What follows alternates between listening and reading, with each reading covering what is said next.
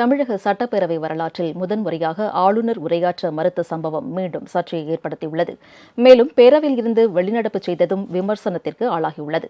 இந்த ஆண்டிற்கான முதல் சட்டப்பேரவை கூட்டத்தொடர் மரபுப்படி ஆளுநர் RN ரவி உரையுடன் தமிழ்த்தாய் வாழ்த்து இசைக்கப்பட்டு தொடங்கியது.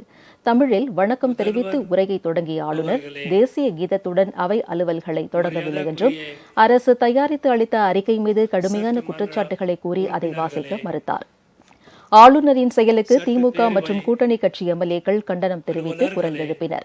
இதைத் தொடர்ந்து ஆளுநரின் உரையின் தமிழாக்கத்தை சபாநாயகர் அப்பாவு வாசிக்க தொடங்கினார். அவர் வாசித்து முடிக்கும் வரை இருக்கையில் அமர்ந்திருந்த ஆளுநர் சபாநாயகர் எழுப்பிய கேள்விகளால் அதிருப்தி அடைந்து தேசிய கீதம் இசைக்கப்படுவதற்கு முன்பே அவையில் இருந்து வெளியேறினார்.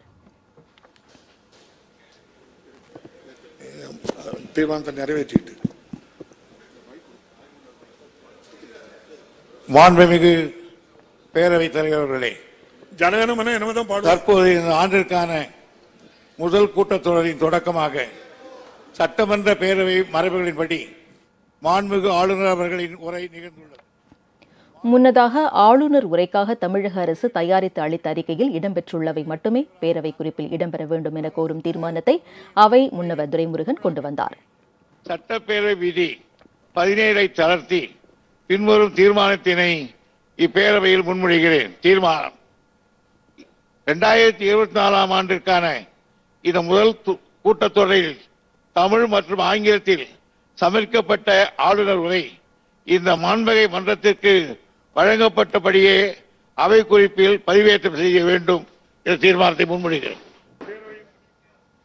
ஆளுநர் ரவியின் குற்றச்சாட்டுக்கு பேரவையில் விளக்கம் அளித்த சபாநாயகர் அப்பாவு ஆண்டாண்டு காலமாக கடைபிடிக்கப்பட்டு வரும் மரபின்படியே தமிழ்த்தாய் வாழ்த்துடன் சட்டப்பேரவை கூட்டம் தொடங்கியது. தேசிய கீதம் இறுதியில்தான் இசைக்கப்படும் என்றும் குறிப்பிட்டார்.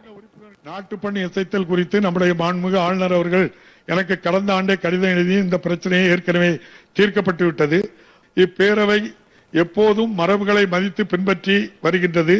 அந்த வகையில் மாண்புமிகு ஆளுநர் உரையின் தொடக்கத்திற்கு முன்பு தமிழ்த்தாய் வாழ்த்தும் இந்நிகழ்வின் பின்னர் நாட்டு பண்ணும் பாடப்பட்டு வருகிறது என்பதை மாண்புமிகு உறுப்பினர்களுக்கு மேலான கவனத்திற்கு தெரிவித்துக் கொள்கிறேன்.